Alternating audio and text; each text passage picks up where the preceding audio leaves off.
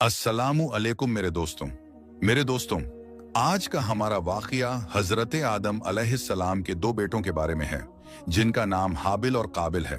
इसके अलावा हम ये भी जानेंगे कि दुनिया का सबसे पहला कातिल कौन है, जिसने किसी इंसान की जान ली, जो बहुत ही बड़ी गुनाह है और इस गुनाह की सज़ा बहुत ही ज़्यादा सख्त है। जब आदम अलैहिस्सलाम और अम्मा हव्वा जन्नत से निकाले गए और कई सालों तक अल्लाह की बारगाह में तौबा की, और जब अल्लाह ताला ने उनकी तौबा कबूल कर ली तो अल्लाह ताला के हुक्म से वो फिर से दुनिया में मिल गए और एक साथ मिलकर रहने लगे। तो फिर औलाद होने का सिलसिला शुरू हुआ।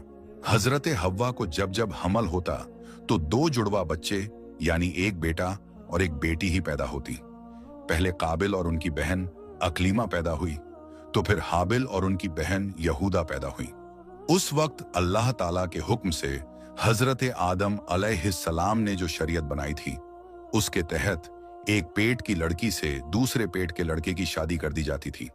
चुनांचे इन दोनों भाई बहनों को, जो दो पेट से थे, हजरत आदम अलैहिस्सलाम ने शादी करा देने का इरादा किया, लेकिन काबिल ने बाप का हुक्म मानने से इनकार कर दिया और झगड़ा शुरू हो गया। हजरत आदम अलैहिस्सलाम ने इस झगड़े को खत्म करने के लिए फैसला किया कि दोनों कुर्बानी दे। जिसकी कुर्बानी कबूल होगी, अकलीमा उसके निकाह में जाएगी। उस जमाने में कुर्बानी देने का तरीका यह था कि जब दो आदमी आपस में झगड़ते थे, वो दोनों अपनी अपनी कुर्बानी पहाड़ पर रखते थे। आसमान से एक आग आती थी और हक जिसकी तरफ होता था, यानी कि जो सच्चा होता था, उसकी कुर्बानी को वो आग कबूल कर लेती थी।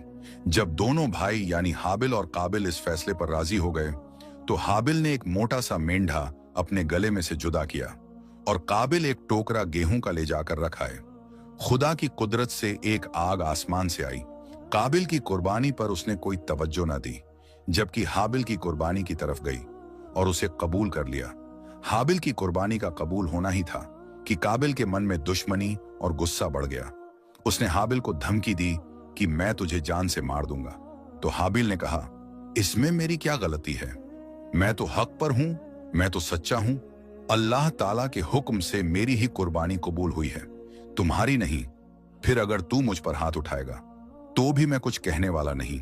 फिर पत्थर दिल काबिल ने मौका देखकर मजलूम हाबिल के सर पर शैतान के बहकावे में आकर ऐसा पत्थर मारा कि बेचारा भाई हाबिल शहीद हो गया। काबिल ने यह बहुत बड़ा गुनाह किया था। काबिल हाबिल की लाश को कुछ दिनों उठाए लिए फिरता था, क्योंकि अब उसकी समझ में नहीं आ रहा था कि इस लाश का क्या करूं और लोगों की नजरों से इसे कैसे छिपाऊं।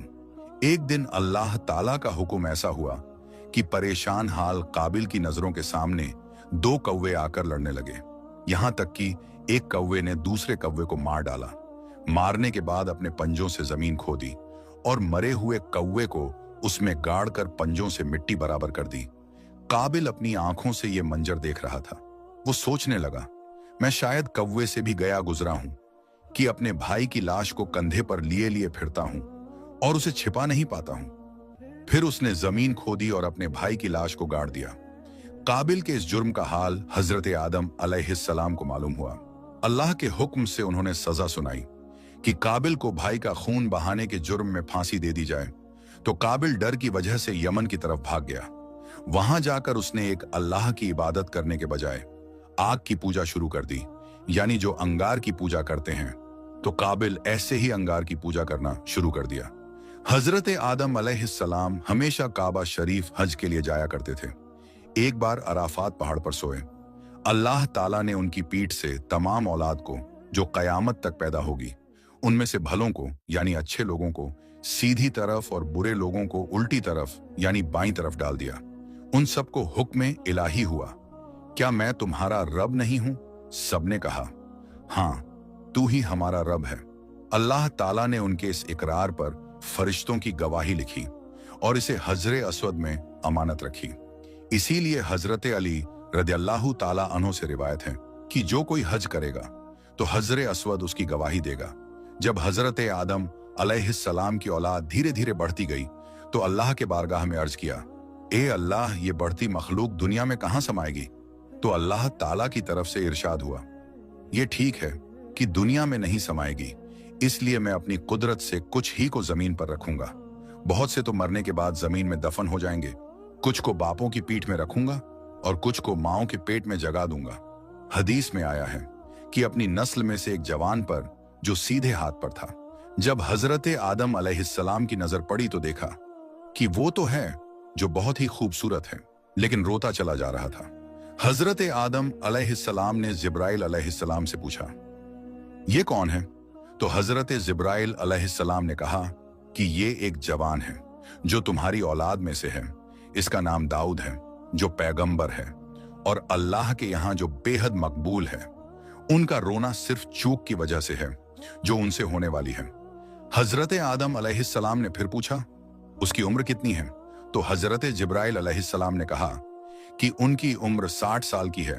तो हजरत आदम अलैहिस्सलाम ने किबले की तरफ मुंह करके दुआ की, ए अल्लाह, मेरी उम्र तूने 1000 साल मुकर्रर की है। 40 साल मेरी उम्र में से इस शख्स को दे दे, यानी इस नौजवान को दे दे। तो अल्लाह ताला ने हजरत आदम अलैहिस्सलाम की ये दुआ कबूल कर ली। जब हजरत आदम अलैहिस्सलाम की उम्र के 960 साल पूरे हो गए और हजरत इज़राइल अलैहिस्सलाम रूह कब्ज करने के लिए हजरत आदम अलैहिस्सलाम के पास आए, तो हजरत आदम अलैहिस्सलाम ने फरमाया, अभी तो 40 साल मेरे उम्र के बाकी हैं। तो हजरत इज़राइल अलैहिस्सलाम ने कहा, ये 40 साल तो अहद के दिन आपने हजरत दाऊद अलैहिस्सलाम को दे दिए थे।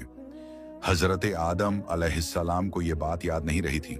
40 साल तो अहद के दिन आपने हजरत दाऊद अलैहिस्सलाम को दे दिए थे, इसी वजह से उन्होंने इनकार कर दिया था।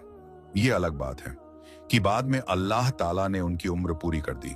मेरे दोस्तों, ये वाकया भी अल्लाह की मर्जी से था, जिसका मकसद दुनिया का दस्तूर बनाना था। वरना अल्लाह ने अपने नबियों को बेशुमार मौजज़े और खूबियों से नवाजा है। वो कभी भूला नहीं करते। उन्हें तो आने वाले वक्त के हालात भी मालूम होते हैं।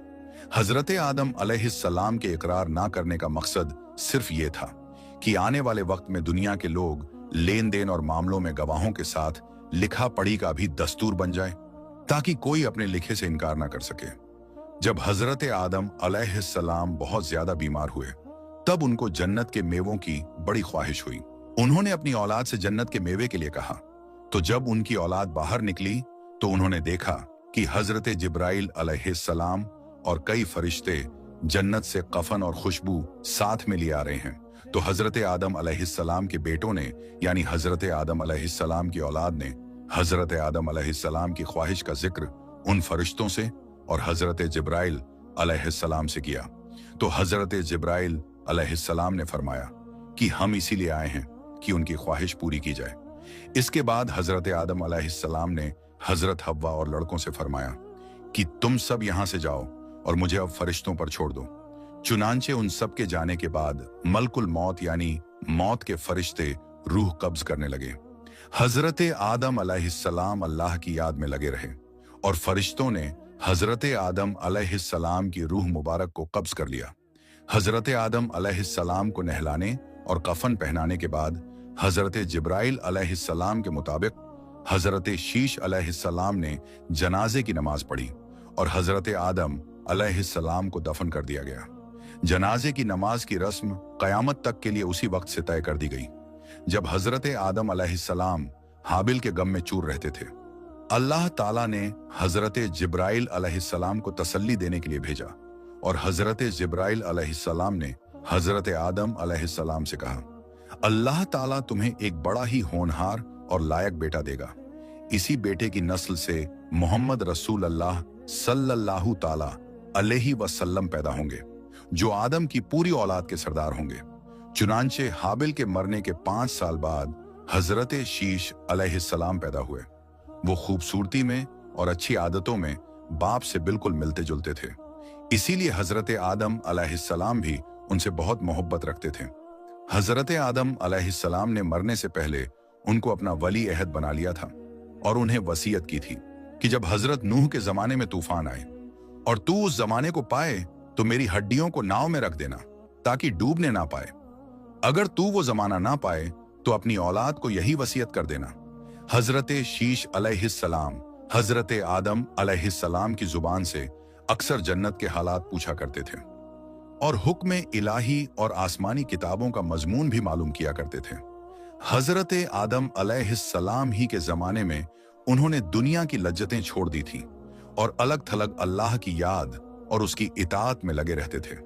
नफ्स को मारना और अखलाक को संवारना, ये दोनों बातें उनकी आंखों के सामने हमेशा रहती थीं। हजरत शीश अलैहिस्सलाम के जमाने में आदमी की औलाद दो हिस्सों में बट गई थी।